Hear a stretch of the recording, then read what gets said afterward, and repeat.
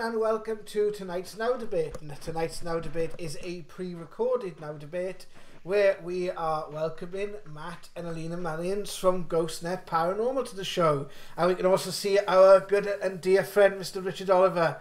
How is everyone? How are we all doing? Doing good. We're doing good. So Matt, how's it been? It's been a couple of months since we've had you on the channel. Yeah. It's been all right. We're still going strong with Ghostnet. So, how are you guys doing? We're doing all right. And do you want to introduce us to Eleena as well, your lovely wife and co-founder of Ghostnet? I'm assuming. Yeah. This is Eleena. This is my wife, the co-founder of Ghostnet Paranormal. We started it together, and we're still going strong together with it. Well, there we go. so which one's the brains? Sure then, Matt.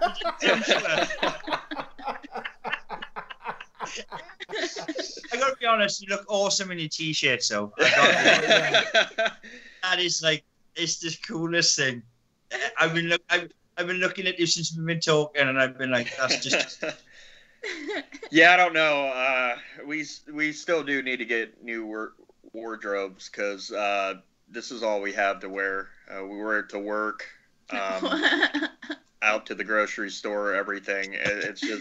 It's Ghostnet 24/7 for us. I don't even know. A lot of people get annoyed with us. It's so. Do you just have like 20 of the same T-shirt or something? Or? We do. That's our closet. Absolutely. 20 of the black and white and green, or just plain white Ghostnet shirts with black pants, and that's it. Oh, we got a couple of ghost trains going past. Oh, yep. We got the train coming to join us right now. If I comes plowing through the living room with the camera at me now, I'm running, okay? The conductor's just like, how we doing? Like I see that with Ghostbusters when they're down in the river of slime and the ghost train just goes through him and he's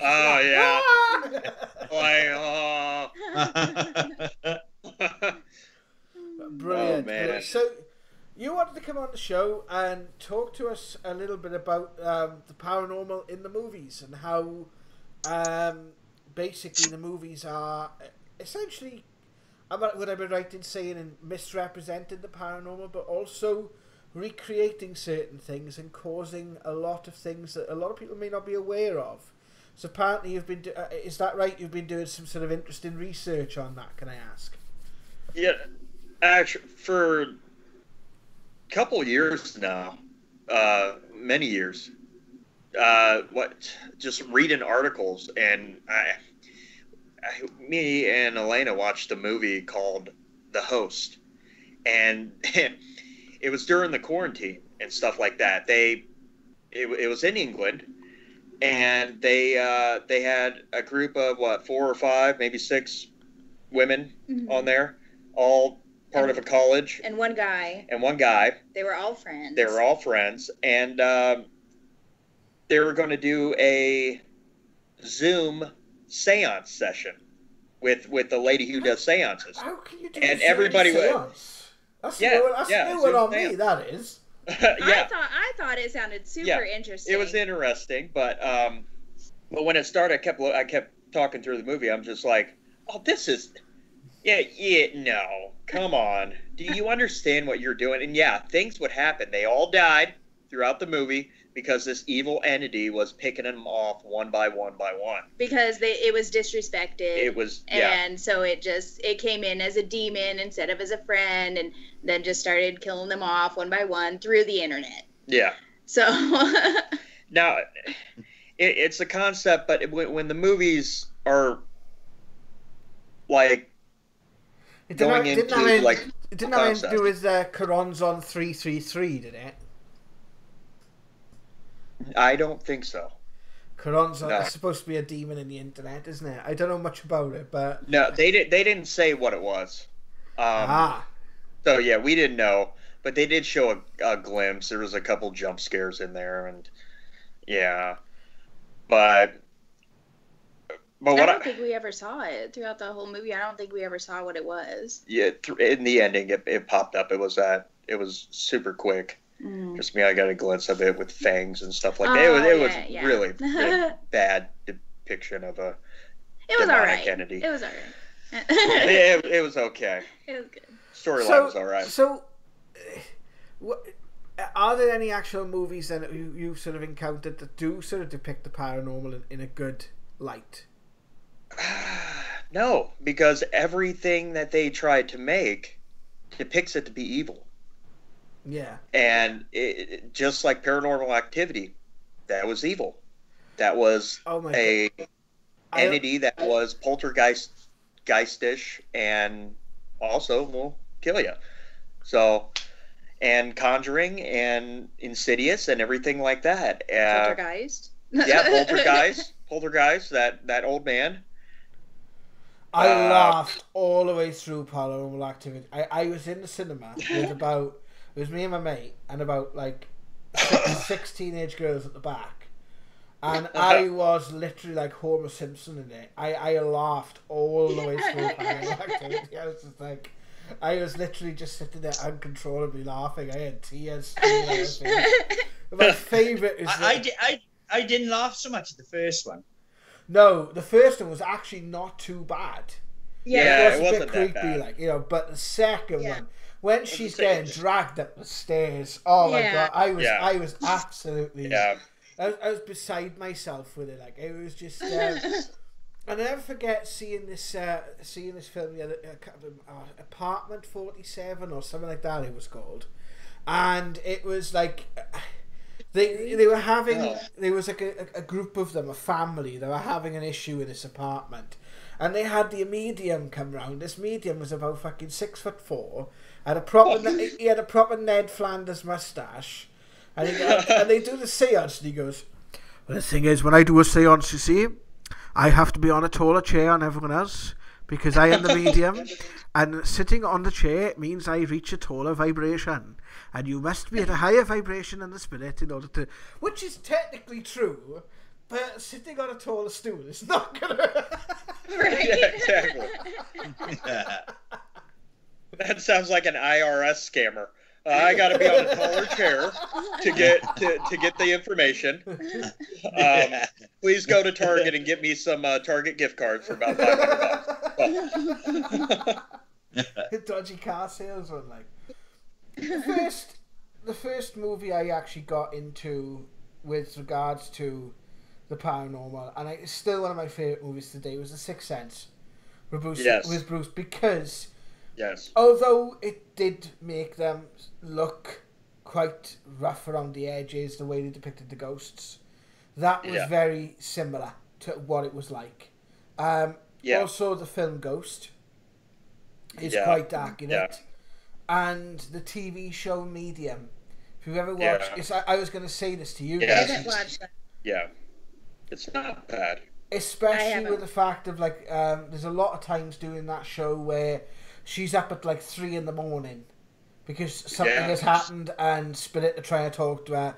And the amount of times that I've been sat there at my sort of dining table at 3 a.m. The wife comes down and goes, "You two?" I'm like, "Yep." Right, better figure out what this is then. What about you, Rich? You seem awfully quiet and characteristically quiet.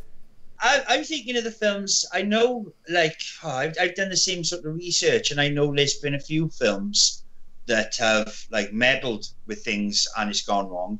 But I remember the first time I watched the Blair Witch Project. And as cheesy as it was, I thought it was so clever. It was because it still gave never showed. Yeah, they don't show anything. They don't show you. No. You never really see what it is they're afraid of, and that's kind of like the paranormal in a sense. You never, you get to experience things and you get to communicate. You get warnings, and you might sort of like sense something negative, but you might not see it. And it's like, it's like that for other people. They get experiences in their homes, but they don't really get to see what is causing it. That's why they call us. Yeah. So Yeah, I appreciate like little things like that over the years. I thought, oh yeah, you know, you're on the right track here. Like Paranormal Activity with the first film. When I started watching it, I thought, oh, this is going somewhere actually, you know, based in reality. Because I've been pulled, you know, by a spirit. I've been dragged and different things. And I thought, and then it just went Hollywood. Well, you know, yeah, I enjoyed the first Paranormal Activity. By the time we got to the 22nd film, I was getting a bit bored. 22nd, that's for real. That's the truth right there. Yeah, it went a bit. It did go a bit far. I loved, the old Poltergeist film. Never got along with it. Oh, absolutely! I loved the character, the medium. Yeah. I loved the investigators where they were like, where the guy says, "We watched a car, and it took 9 hours and 37 minutes to roll across the table," and the dad like opens a door. And there's like toys just floating around the room. And it's like the extremes. And I thought to myself, that's brilliantly done, because you get them extremes. When you investigate the paranormal, you do get extremes. You know, you get the slightest thing, or the knocks and the bangs and the bumps. And then you get the people who have their furniture upside down. You know, and they get, you know, they get the chairs stacking. It reminds me of like when somebody goes fishing and they catch a fish and the fish is this big, but then they tell it like it's this big. You know? It reminds me of that. We were on this case and we met this demon and he was 100 foot tall. And I was like, yeah. But I gotta pull up a chair because I have to be taller than the demon. Because that's the only way you reach a higher vibration. Yeah. No, there is a few films. There is a few films over the years. I mean, The Conjuring. Yeah, that. I mean, I had the pleasure of actually talking to Lorraine Warren. Quite a few years ago. I was going to put on a paranormal exhibition in South Wales. And I wanted to speak to her to see if she had any artifacts. And I was actually talking to her about the Annabelle doll. As the lady said, you can have the Annabelle doll display, but you've got to be in charge of moving it, shipping it, looking after it, and shipping it back. And I was like, no, you're right. I'm not thinking, because she actually said I can't be responsible for it as long as it stays in its case. And you know, she said there was like a set of rules, and I was like, and she was lovely. I mean, talking to her was amazing. I mean, just the fact that I got to talk to the lady was incredible. And we shared stories, and she was telling me about some of the artifacts because I was saying I've come across them. And The Conjuring, it didn't need to be that way, because the real paranormal that she experienced was just as terrifying. Absolutely. She had 3 scratches on her neck, and she had so many other things happen that she thought, for real, there is something unworldly happening because of this movie being made. And she really didn't know if she was going to continue with the movie. Yeah. The scariest thing she told me, the scariest thing she ever told me was that an entity threatened to hurt the people she loved the most. Uh-huh. And she said that was the worst that it got for her. You know, that was that experience, because it proved it. And it, you know, that's enough. You don't need to ham it up past that. That's enough. No.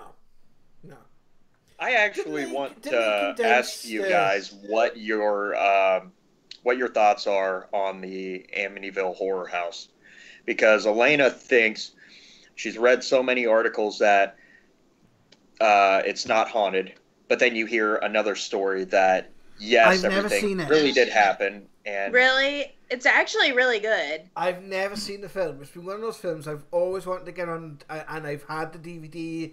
It's on, you know, most of the major. I was going to watch it last night, actually. Really? Yeah, I was actually thinking of watching it last night, but I couldn't be asked to pay for the subscription to It was on this Amazon Prime channel. I was like, do I really want to pay a £5 subscription for the next month just to watch this? No, no, I don't. I could do without it. And the picture with the little boy, that's quite interesting. That is. The picture with the little boy, that is quite interesting, and that is something that, you know, I'd like to have. It's one of them where it's almost like in folktale and legend, but you were saying about The Conjuring. Wasn't one of the reasons why they hammed The Conjuring up so much is because The Conjuring lasted years. The actual case lasted years. It did. But they made it look as if it lasted weeks, like. Yeah. And I think that, you know, that was like the time scale of how you sort of put that story into a film. And it's like one of the most terrifying paranormal films I've come across was The Exorcism of Emily Rose. Yes. Now yes, that is terrified me for years. We actually had the chance to literally use some equipment inside the actual. I have pictures still on my phone of the actual exorcism box, and behind the box, and you had the chance too, and myself, I ran my finger across her name, her real name, engraved in the box. So, wow. Yeah, when we were at HorrorCon and we were right next to the booth, our booth was right next to this booth, and I was just like, these artifacts are amazing. She's like, you know what this is? I was like, looks familiar. This is the exact box, not in the movie, but used in the exorcism of Emily Rose. And I'm like, you're kidding me. Yeah, because they did change the name, didn't they? Well, we won't say what the real name was on here because people can look it for themselves, but I don't know what it is. But yeah, the actual the actual case. I thought it was a boy. I thought the actual case, the person who was exorcised was a boy. Or am I thinking of The Exorcist? It's The Exorcist. That was the boy. Yeah. His grandma and him messed with the Ouija board, and as people tend to do. As people tend to do. Yeah. And that, right after, you know, go ahead. For you guys listening, that is something very, very bloody real. The amount of cases I have and Richard have had to do because some silly bugger has messed around with a Ouija board without knowing what the hell they're doing. Not closing it up properly. And not, like, communicating properly. I tell you what, not using the damn thing in the first place. That'll be a good start. Mm-hmm. Yeah. That would be. There's plenty of other better divination devices out there other than the Ouija board, and people always say the same thing. Oh, nothing will happen to me. About 3, and I'm like, yeah, okay, I'll give you about 3 weeks.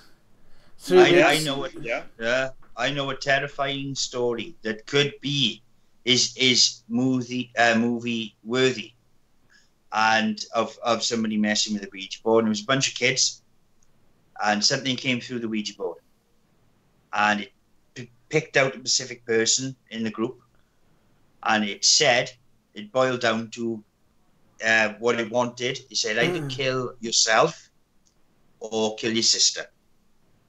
And the boy said, this boy said, no, you can't do anything to me. This is all messing around. And he was sat in a group in a room, and he said, he said either do it or I'll do it myself. I'll harm you. And all the other children who were messing with the Ouija board passed out, and the boy ended up going out of his bedroom window and slitting his wrists. Wow. Really?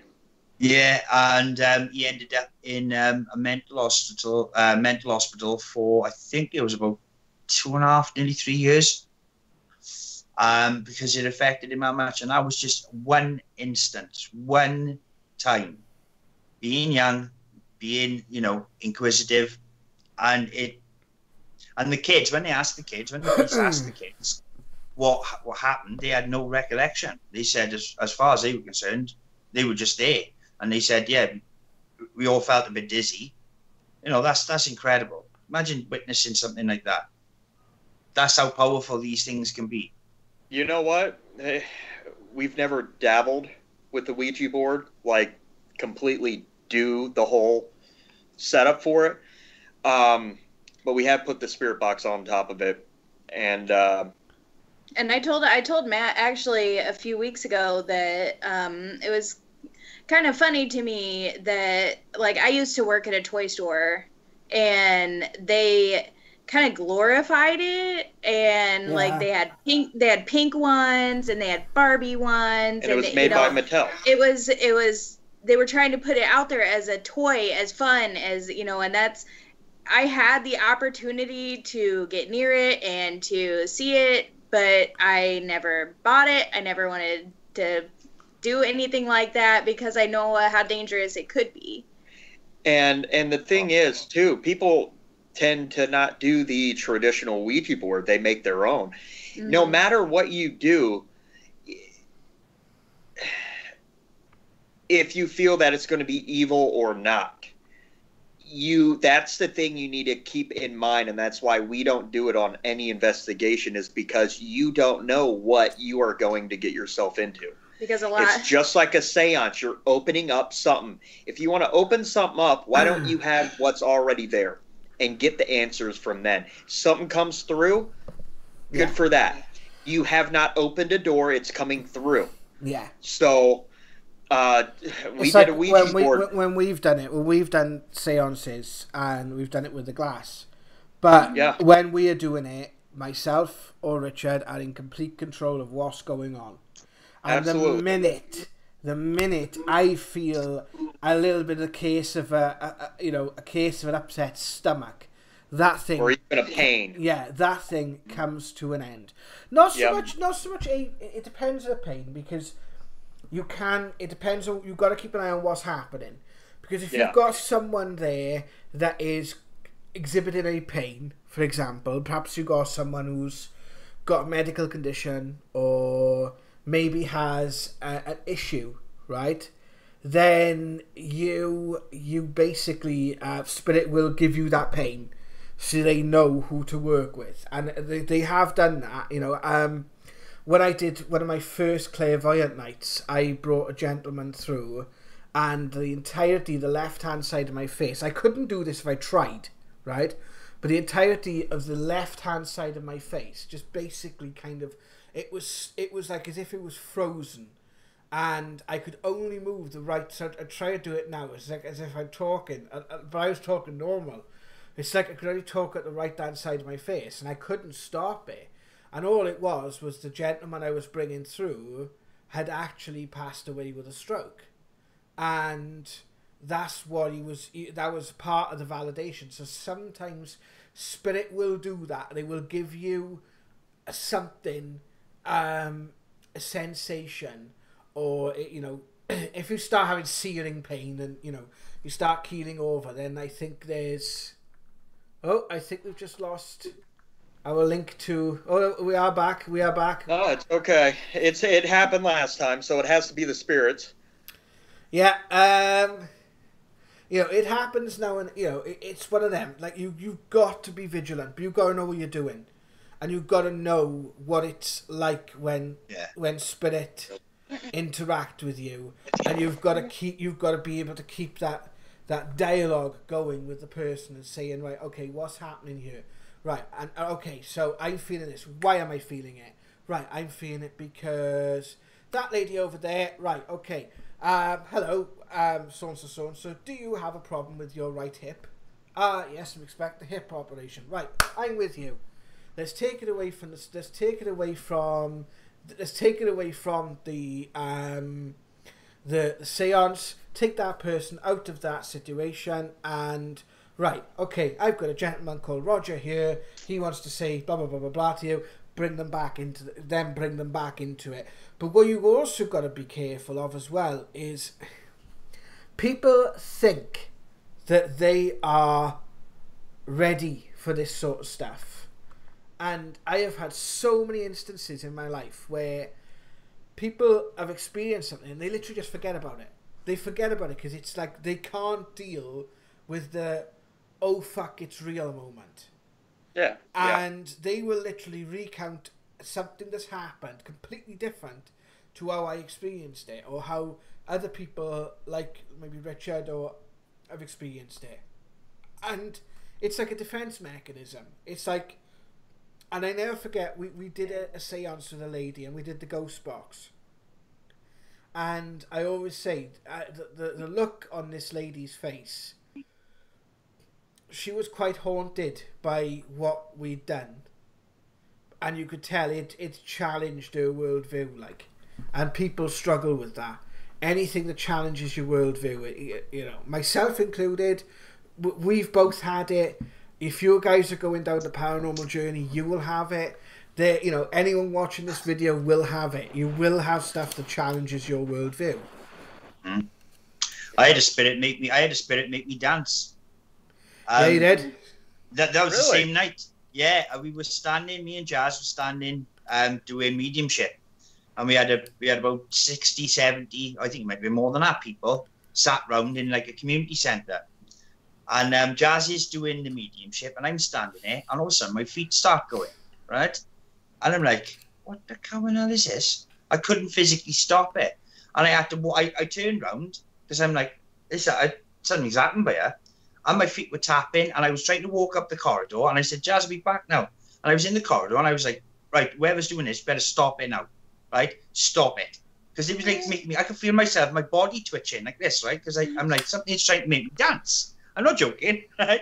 I goes back in, I said, right, Jazz said, are you okay? I said, no. I said, for some reason, I said, I got a young boy. I said, described him, and I said, he is making me dance. And this family that was sitting across the way just erupted, because they asked their son to say, if you're coming through tonight to give us a message, because he was actually killed helping someone, actually trying to save someone. And don't come through with a message, come through dancing. Because it was his favorite thing in the world, right? Dancing. Mm. And they were in floods of tears. But I thought to myself, that was out without like conjuring or asking. That just happened. Yeah. You know, that was just random. So I thought, you know, in situations like I think, what else, you know, if you sum up something, what power do you give that? Mm-hmm. You know? That boy had control of my physical being. You know, he was trying to manipulate me. Like, it's incredible. We had when I was in a circle, and this woman took over me, and there was a boy sitting opposite in the circle, right? Like a medium circle. So we're training. And I could feel what she wanted me to do. And she wanted me to get her, walk over to this boy, kiss him on the head, rub his ear and say, there we are, my little prince, right? And because at the time I was a bouncer, like a doorman, so you know, security guy, I couldn't do it. I went, get off! Like that, and just shouted and scared the crap out of everyone because she wanted me to kiss this boy. And I had to physically go, get off me, because it would have happened. And imagine how embarrassing that would have been. Why'd you pick me? Well, you would have had a story to tell. Yeah, this boy would have shit himself if I got up and kissed him on the head. So, you know, spirit can do some incredible things without permission. You give them permission, you really need to think about that. Because they'll have control over you. Yeah. Yes, I tell you now, you'd be surprised. You'd be surprised. I mean, if you think, going back to films, if you look at the original Poltergeist, where they used actual skeletons, right? Yeah. There's rumours, and they all had really bad experiences through that. Yeah. Well, the scene that they all came up through the living room, the Native American. Yeah. Yeah. Yeah, they were actual skeletons, and they reckon they had activity through it. There's a couple of films that record stuff like that. So, you know, you got to be really, really careful when dealing with anything like this, because the simplest suggestion or the simplest form of the paranormal can be incredible. Mm-hmm. Yeah, you have to have the big leads. That's the thing that I want to talk about real quick is I don't think directors really know when they're shooting these movies. Like, I think they are the biggest skeptics. So when they do this, they're just like, all right, we're going to be making this much money. Who's along for the ride? Okay, we got our cast going. But then when they start doing this, and let's say something that has to depict something extremely evil, demonic, and they recreate the whole look to it. And yeah, kind of like the Annabelle, they really kind of weirdly messed up her face because it was a Raggedy Ann doll, and they made it. I don't know. I keep seeing the doll from Scary Movies. When I see Annabelle, the movie, I'm just like, oh god, there she is. And but afterwards, you get these reenactments started, and it just stirs up a lot of negative energy, and it's just like they don't understand that you're being watched doing this movie. If you're reenacting the whole scenery of what you see in a book and think, oh, this is just a movie, this ain't real. Later on, there are articles coming out that our equipment guy was attacked, cameras malfunctioned, cast members were scratched or harmed somehow. We don't know how this happened. I can tell you how it happened. You're screwing around with things beyond your control that you shouldn't be messing with right now. It doesn't necessarily have to mean it's evil either. It doesn't have to mean it's evil. No, it's it could kind of trying to either telling you to stop what you're doing right now because you're getting yourself into something, or it could be demonic. Just like The Conjuring, the actor, the woman in The Conjuring, the main actress, she had 3 scratches and she thought this is unworldly. So well, children also scratch. Animals scratch. Yeah. So you know, this is the thing is, if they're doing something like this, I can imagine a lot of the time Spirit get kind of pissed off because what they're doing is they're programming, you know, the way people think about something. It should be beautiful, and they're turning it into something horrific. Right. And I don't know about anyone else, but I'm sure there's a lot of people on the other side who are rather pissed off with that, especially how much worse it's getting in the last like 20 years. Like the way horror movies are now are just ridiculous in the sense of their depiction of evil, how far people are willing to go. There's no irredeemable features to them, and you know, I can completely identify with that, where you know they are taking away to an extent the parody. Yeah, I made the point in the video I put out the other day. It's like the amount of times that we've dealt with people, with parents of kids that have got psychic abilities, and the parents have got friggin' Hollywood mind, and they're expecting the kids' heads spinning around. I'm like, we're gonna be on A&E. Yeah, you know, do a bit of friggin' research, and you might actually want to, you know, encourage your child rather than sort of, you know, take it from what you've been getting from Hollywood, because Hollywood's not exactly a good teacher. Right. Like when we actually had an investigation where the lady thought that she had a demonic, you know, spirit at her home. It turned out to be a little girl, a part of her family. Yeah. Trying to get her attention. It was nothing negative, you know, and it just because of all this stuff out there that's portraying it as bad and evil and this and that, people get scared of it and they, you know, don't reach out to learn more about it. Exactly. And with the medium, with the kids being mediums, when Psychic Kids on A&E came out, there's a kid that literally was from our town, a couple towns over, and his parents just put it in his head that you're famous now, you're on TV, so use this ability. He was young at that time. Now he's probably in his 20s, maybe 30s or something like that. Maybe late 30s, and you don't hear anything from him. He's not helping anybody. Yeah. Everything's gone. Your money's gone. You're now what are you going to do now? Don't abuse the ability that everybody tries to have people understand. Bless him, God rest his soul, Derek Acora, that used to be on Most Haunted. Yeah. Now, he was an incredible medium. I know people who had readings of him, and they said they were amazing. Yeah. But he was getting a lot of money for doing Most Haunted, and he was hamming it up. He was going to the villages, he was getting research, because it's the premise of money and over what you're doing. Yeah. And money won. You know, and he did, you know, he made himself, you know, he'd be in the middle of a trance and they say, right, we've got to cut. And he'd go, right. You know, he was caught doing that. You know, he'd be possessed and then he'd say cut. And then he'd be like, all right, let's go have a bag.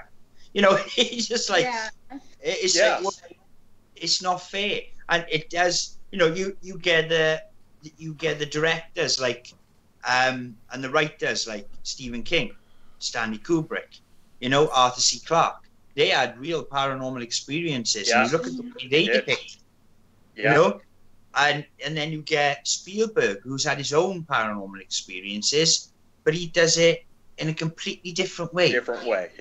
Yeah, you know, it's so many, and I think it's the same in the paranormal. Like my experience at the beginning of the paranormal was pretty neg. You know, I was coming up against some really neg stories.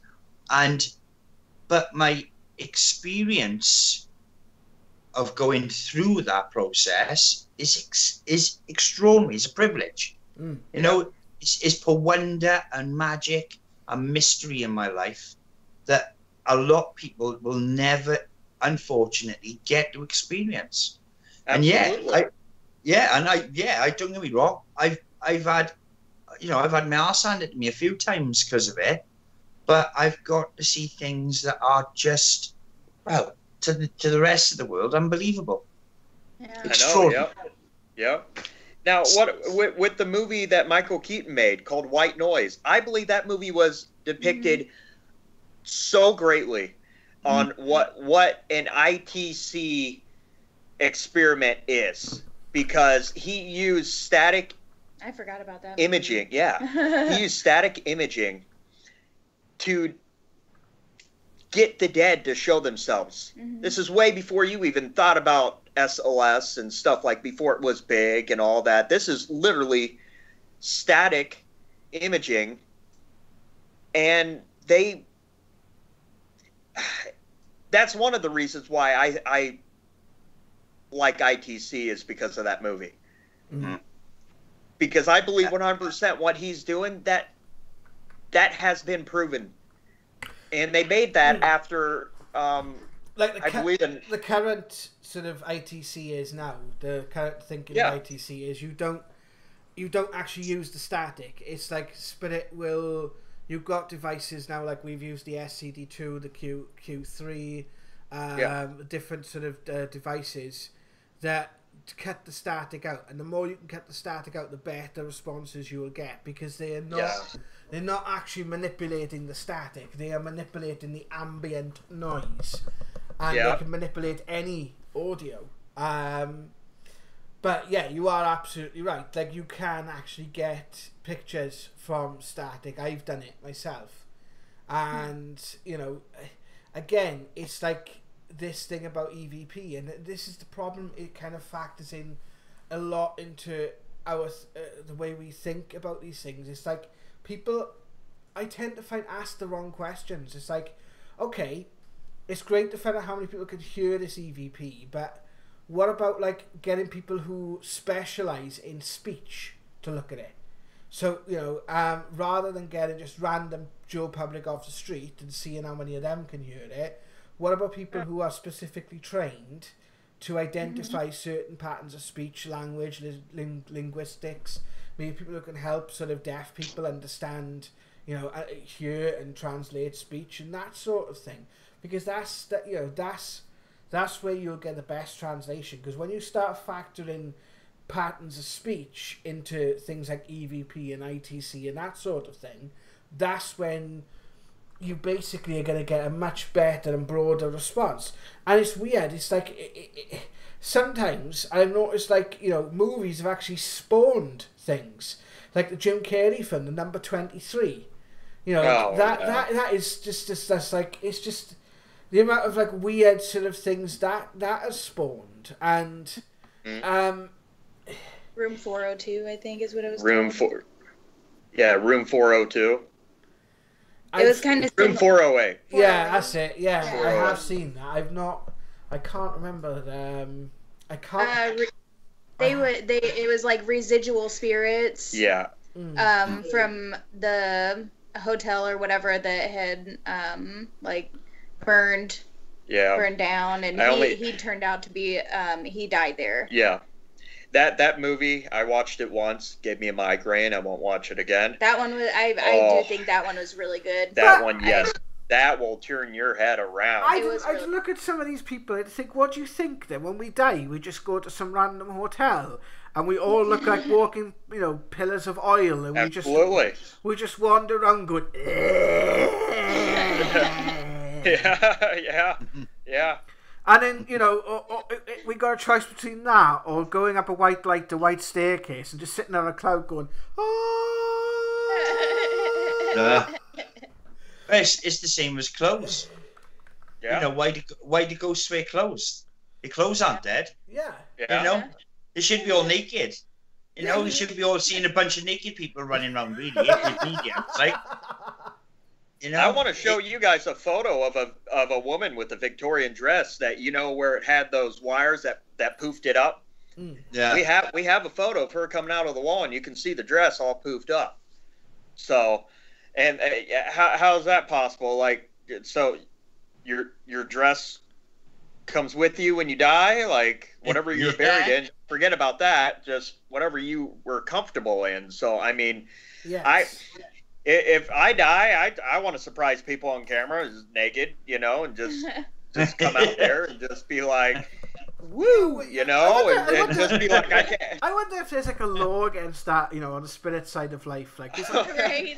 Spirit police coming in. Whoa, hey, you're gonna show yourself on camera. Come on, there's got to be someone there that's got, like, I am surprised I haven't seen it. My brother, like, just walked downstairs, he's just there, bollock naked, lying on the sofa, like, like, bruv. Yeah, just what? Hey, bro. Hey, what? Was he naked? Yeah. But I read something a couple days ago about when you die. What are orbs? Somebody said that orbs are actually, when you're born, the whole idea of it. You're born. You're this ball. You're this ball of energy, light, and then it grows, and then it grows, and then it grows, and that becomes the human. And the person thinks when you die, you go back to that little orb, is what we call it, and that's the light form that you see all spirits. There's so many different.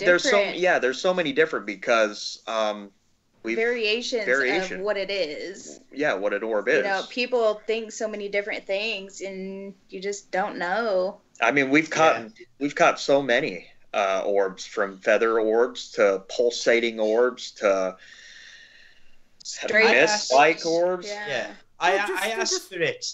I asked Spirit. Go on. I asked Spirit what orbs were, and they said it was their point of focus.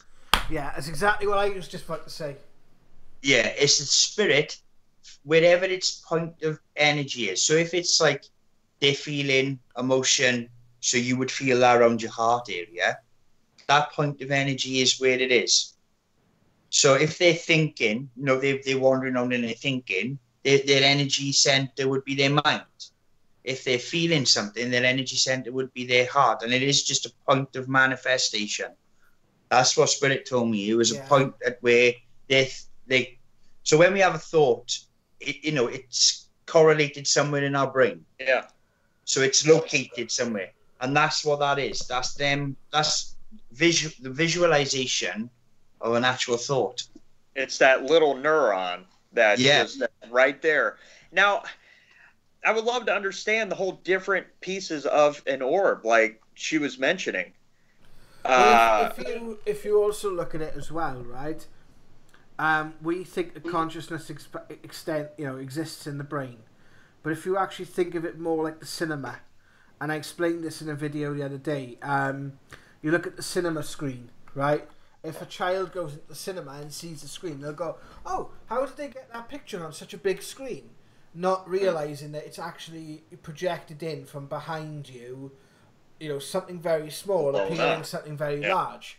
And it's a very similar principle with spirit. It's like there's a part of not all of your consciousness is in your brain. There are parts of your consciousness that exist around your body, around the entire sort of order of you. Then all the body is a vehicle. It's like the only reason you're sitting on that couch and I'm sitting on this chair and Richard's sitting on that couch is because we're all vibrating at the same frequency. Vibrate at a different frequency, you'll go straight through that couch as if it was liquid. So it's basically frequencies of light and frequencies of matter. It's like we did when we got a ghost box clip where we ask, where are you? And they say, oh, we're inside the room. We're right next to you. And it's like, well, can you see us? It's like, we're on a different frequency of life. And that's all it is. So you imagine like a stack of papers and they are on like one level and we're on the other. So 3 levels is what I was told. 3 levels. We're below, they're 3 up. Depends on what level of entity you're speaking with. Yeah. It can go up to, well, as far as we're aware, it can go up to 12. Wow. Which is where the Council of 12 comes from, apparently. So, yeah. Basically that's...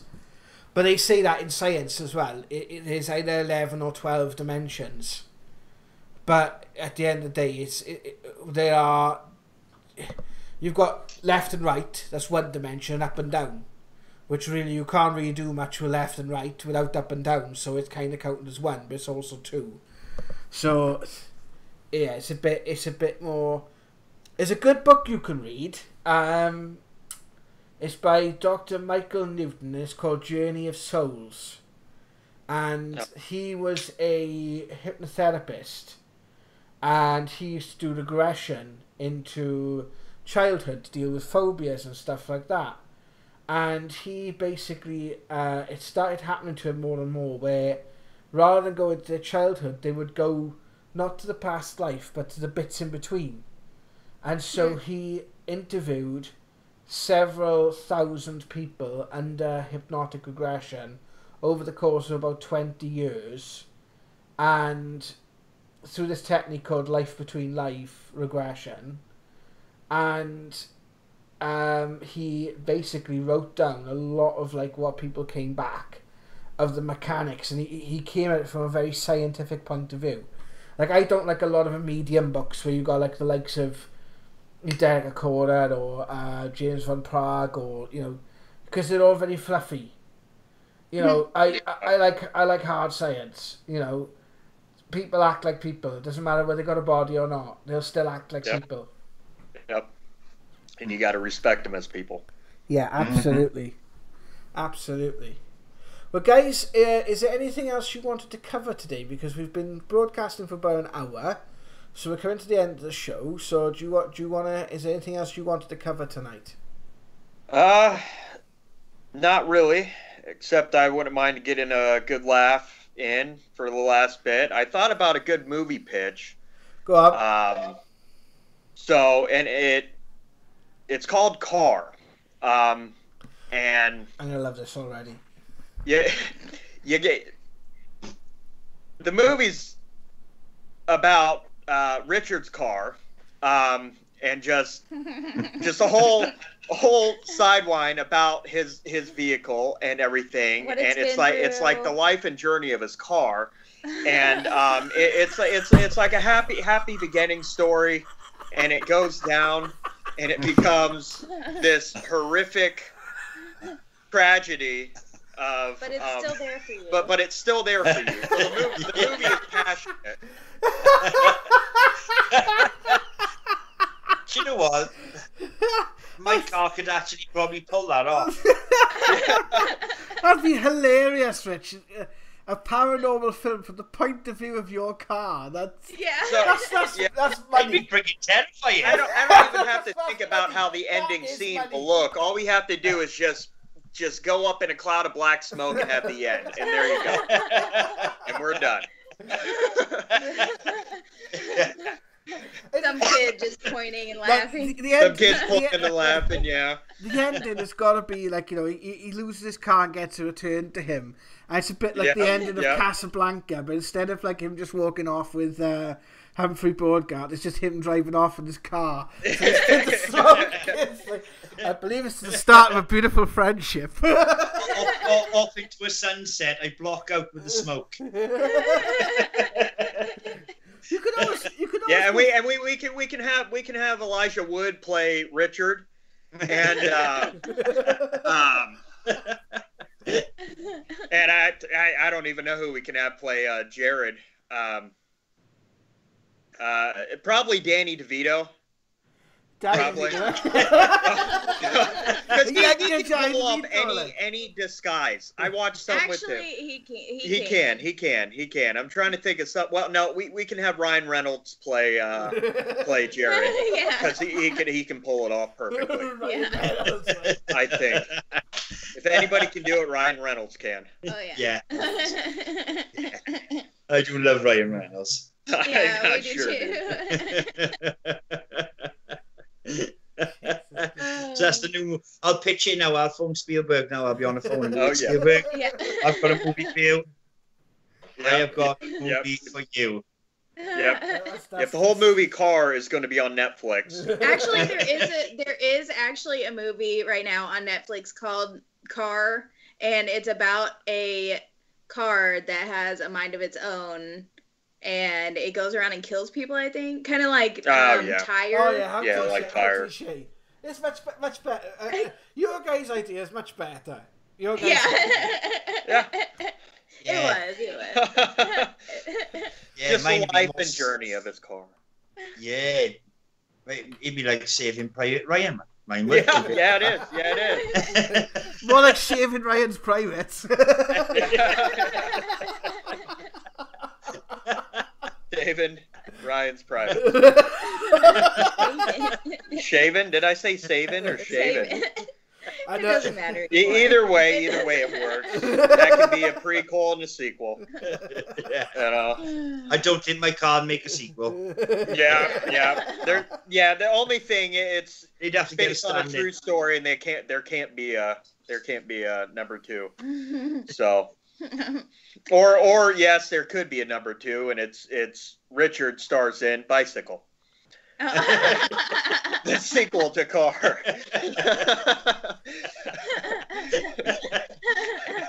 That's how it's looking, I tell you. We could have a sequel. We could have a sequel and call it Scrap. It's just a scrap. Or it can be the like it can be called Scooter. Or the bike was made out of the car. Yeah. Like the parts from the car. Kind of like Back to the Future, where they, in the end of 3, they took all the he comes back and made the train. Yeah. That's where we come in. We'll come in with the train. Yeah. I like it. No, I do like it. I think we should have a look at making that, John. You know what? Yeah, Well, Jared, you're going to have your hands full of editing, so we're going to make this work. No, it is that poor bloody car of mine. I tell you, it's still going. Like, it's incredible. It's absolutely incredible. It's a brilliant. You know what? I believe you, because I had a car that I couldn't believe is still going today, and now my father has taken control of it, and I'm like asking him, "How is this thing still going?" He's like, "Well, it's a Daewoo, or a Daewoo. Those Japanese cars will go for years. One thing will go out, I'll replace that." And I'm like, "Oh God, okay, whatever." No, I had a Daewoo Lanos, and I actually killed that. Yeah, I've destroyed quite a few cars over my lifetime. I have had quite a few, but this is the longest one I've ever owned. In and all fairness, bless her. We've had some adventures in it, all we Rich. Yeah, you know, yeah. It served you well. Have a name. It's a good car. It is a good car. Oh, I think we've lost him. No. I had a question. Do you have a name for the car? He or she? Oh, do you know what? Yeah, I've had this argument. Because I did call her. I don't know. I think he's more of a boy, to be honest with you. I did when I first. He's like one of the lads, isn't he? Yeah, he is a bit of a boy. He is. Because he's like, you know, he's a bit rough around the edges, but when it comes down to it, you know, it will do the do. Because it's, you know, you get the boy racers that pull alongside me, and they look over because I've had it lowered because I'm a child, and it's all right. If you want an Ali G and the hooded up, you're good to go. I have had it lowered, and they pull up next to me in their big fancy flash cars, like, and they're going rum rum, and then this rust bucket just takes off in a cloud of smoke. That smoke isn't from the wheels. And I just takes off, and then like you can see the disappointment with their cars cost like probably upward of about 20,000, and mine's worth about 150 quid. So you know, I can even at a mile distance, I can see the disappointment in them. So but it is, you know, it is one of them things. Never been one for. I've never been materialistic. No. Ever in my life. I don't have games. I don't have anything, right, like that. The only thing I am a bit thing on is my clothes, and my car, on my little car, because it's just, I don't know. It's just every time I drive it, I smile. Even when it's like. It is like a match made in heaven, but you know, you've had other cars and no one's come close to this car. You have met your soulmate, but falling apart, still hanging in there. You know what? It's like Trigger's brush. If we ever make our way down to Wales, I would love to have the honor to ride in that and get the experience. Yeah. You say that till you see it. That's like, or should I be scared to do? Yeah, that's like that first trial coaster. That is, you know, first test a roller coaster. He sort of clunked himself in. He's like, shit. But have I checked everything? It is, yeah. It's funny. It is. Right. It's been through a lot. Right, guys, we're coming to the end of the show, so I want to close out the show now for the guys who are watching, and we can continue to have a conversation afterwards if you guys are still around. But thank you everyone for watching. We will be back live next week with Keith Surtees, and I believe Jessie Ann is coming on towards the end of the month as well. I know that was preliminary arranged. I'm not entirely sure if that was set in stone. So we are going to be having quite a few more shows coming up in the next couple of months. Matt, Eleena, thank you for coming on the show again. And it's been absolutely incredible. It's been a nice, fun-filled Now debate, and we haven't done one for a while, and it's been bloody needed. Because the amount of seriousness has been on the channel over the last couple of weeks. It's gotten a bit it got a bit serious, and we do need a bit of, you know, light relief, and this has been good fun. I've really enjoyed it. Any final words, guys? Well, I felt like I needed to change it up a bit because my last interview with you was quite serious, so I'm glad you guys had us on, and this time my wife to be on as well. Yeah, you guys are welcome anytime. And anytime, guys. Anytime. Without fail. Yeah. Anytime. And Richard, any final words, my friend?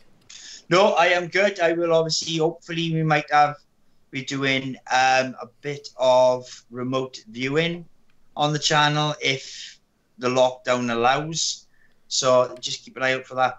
Yeah, we'll advertise that when we do that in due course, I think, and just when we know we've got a couple of days to advertise it and get get more interested. If you are interested in doing the remote viewing, then let us know in the comments section below, and we will sort that out as a special event.